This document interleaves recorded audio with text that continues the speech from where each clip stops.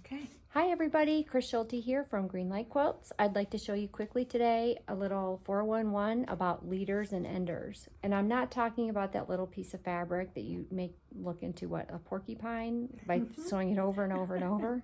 But this way we can be more efficient with our time by working on multiple projects at once. So you mean this is something I'll be able to use? This is something that you can use. And I'd have to tell you, I've recently have been really embracing this and it has changed my life. It's been great. Wonderful. So I have this beautiful bowl that my husband turned. This is my leader and ender bowl. Okay. And I have it close by my machine for whatever I'm working on. And really leaders and enders are just like, do you think of them as transitionary pieces? Okay. Okay. So first of all, we save more thread by using leaders and enders, but also with the tensions engaged in our machine, the tension at the beginning and at the end of our piece is better quality when you continuously pile things through. So here's a block I'm working on. This is the main block from The Retreat, pattern coming soon. And you can watch the strip piecing, or the strip cutting episode. But I'm going to start, here's my little block nestled. I want that seam coming down. And I'm just going to start, hold my threads. I have 2 millimeter stitch length, single hole plate, needle stop down. But I'm just going to, I want this to go down. I don't care if the blue is on the top or the bottom. I just want this coming down. Should I leave a space between the pieces or not when I insert the next matter. one? Okay. If you're bad with the scissors, then sure, leave a space, but it doesn't matter.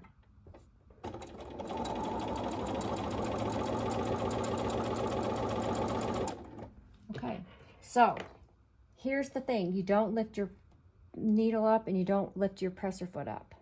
I'm gonna come back here, snip this guy off.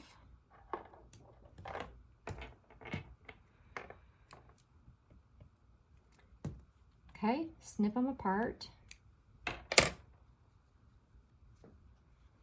Ooh, look at that point. Look how they match. I know, and look at this. My magic, whoop.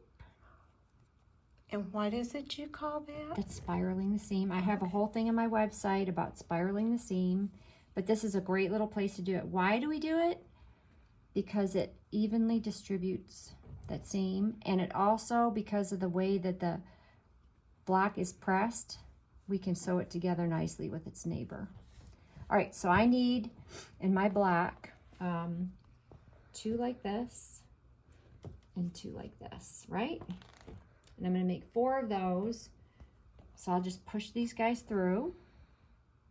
And let's say this is actually for another, I'm working on another quilt. I still have my leader and ender bowl of my little 4 patches with a little bit of prep.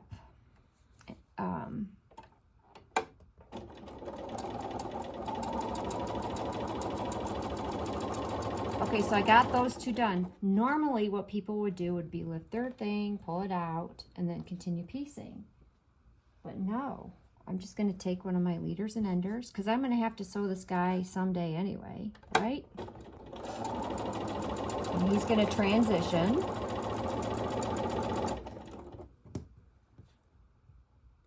I'm going to snip this guy. I'm trying not to get my head in the way of the camera. Take this guy off.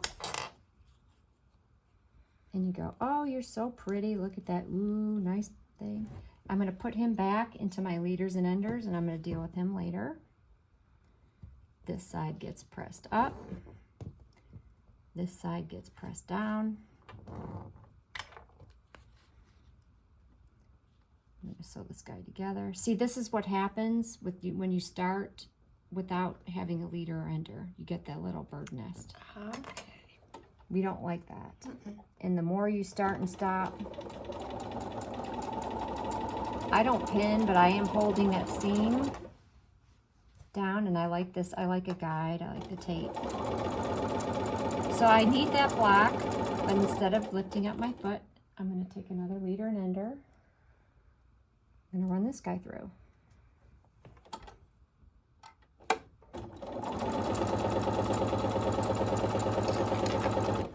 Okay.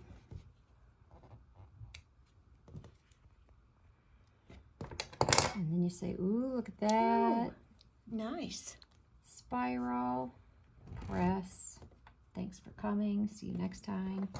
All right, I'm going to take this guy. See that little joining thread?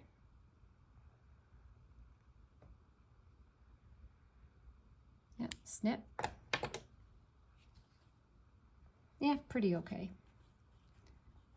Spiral the seam. This side goes down so that my seams are spiraled. And this guy is ready. I don't know. Oh, let me see if I have an. Oh, I do. Okay. So if I want to sew these guys together is the first two part of the block, right?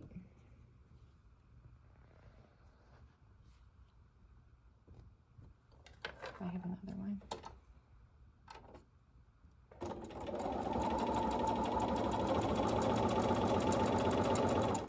Let's see if I have another one. I'll just make a whole block right now. I don't know what's in my leader and ender box, but that's basically how you start. Oh, I do. How about that? Look at that. See, I had all these prepped and I didn't even know it. It just happens. And because I spiraled my seams, everything nestles, you see? It doesn't matter which way I turn this block. They will all nestle. That is why I spiral seams. Okay?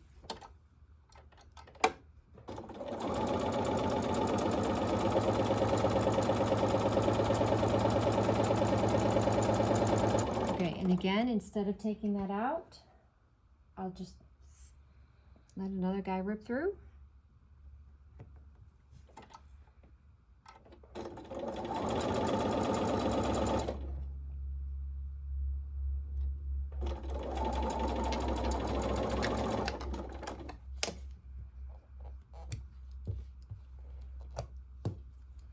So at the end of the day, I should end up with one of these left in my machine.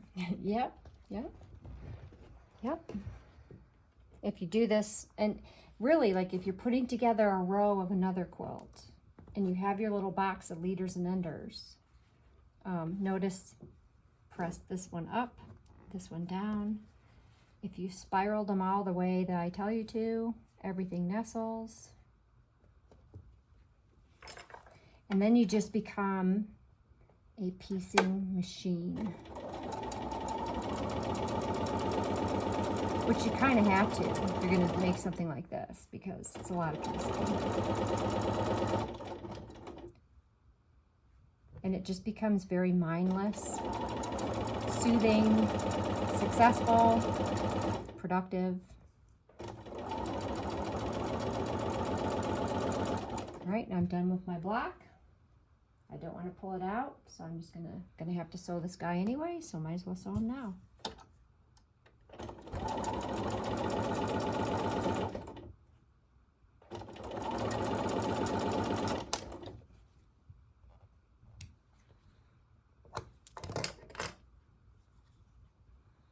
So in the course of making this one block, I've made a whole bunch of my little 4 patches.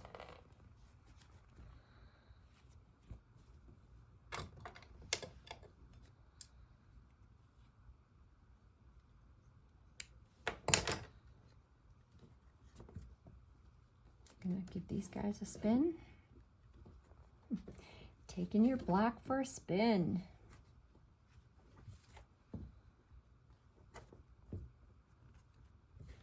And then I'll take it over to the iron.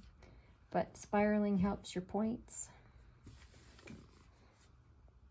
So just like that, you'll be done before you know it by doing leaders and enders, and you'll have better quality for it too.